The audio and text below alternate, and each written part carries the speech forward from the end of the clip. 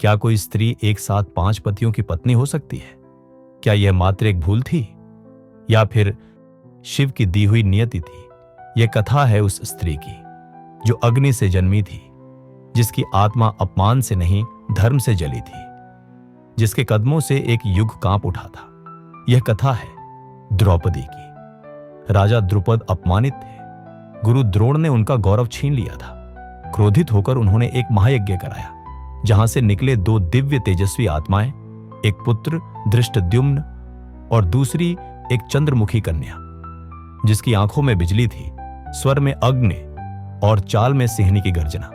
वह कोई साधारण स्त्री नहीं थी, वह थी द्रौपदी। पर यह उसका पहला जन्म नहीं था। पूर्व जन्म में वह एक तपस्विनी थी। वर्षों तक उसने हिमालय में तप कर महादेव शिव को प्रसन्न किया। उसने मांगा, हे प्रभु, मुझे एक ऐसा पति दो जो धर्मज्ञ हो, जो बलवान हो, जो सौंदर्य में अनुपम हो, जो कोमल हो और जो श्रेष्ठ धनुर्धर हो। शिव मुस्कुराए और बोले, ये सब गुण एक पुरुष में संभव नहीं, पर तेरे तप से प्रसन्न होकर मैं तुझे अगले जन्म में 5 ऐसे पतियों का वर दूंगा जिनमें ये 5 गुण होंगे। यही वरदान बना उसकी भाग्य रेखा। जब समय आया तो द्रुपद ने रचवाया स्वयंवर। शर्त, घूमती मछली की आंख में परछाई देखकर तीर मारना। राजा आए, वीर आए। कोई धनुष उठा न सका। कर्ण उठा सकते थे, पर द्रौपदी ने मना कर दिया, मैं सूतपुत्र से विवाह नहीं करूंगी। फिर आया एक ब्राह्मण वेशी युवक अर्जुन। उसने धनुष उठाया, लक्ष्य साधा और मछली की आंख चीर दी। द्रौपदी ने उसे वरमाला पहनाई। अर्जुन द्रौपदी को लेकर घर लौटे। मां कुंती मिट्टी के पात्रों में कुछ निकाल रही थी। अर्जुन बोले, मां देखो, मैं कुछ लाया हूं। मां ने बिना देखे कहा, जो भी लाए हो 5 भाई मिल बांट लो।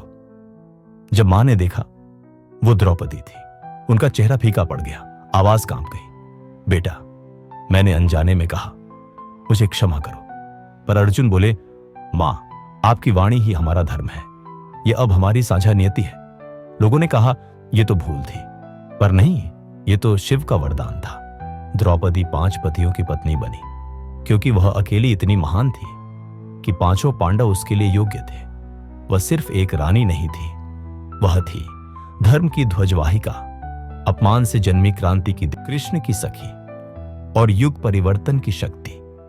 ऐसी ही और महाभारत की कहानियां देखने के लिए सब्सक्राइब जरूर करें।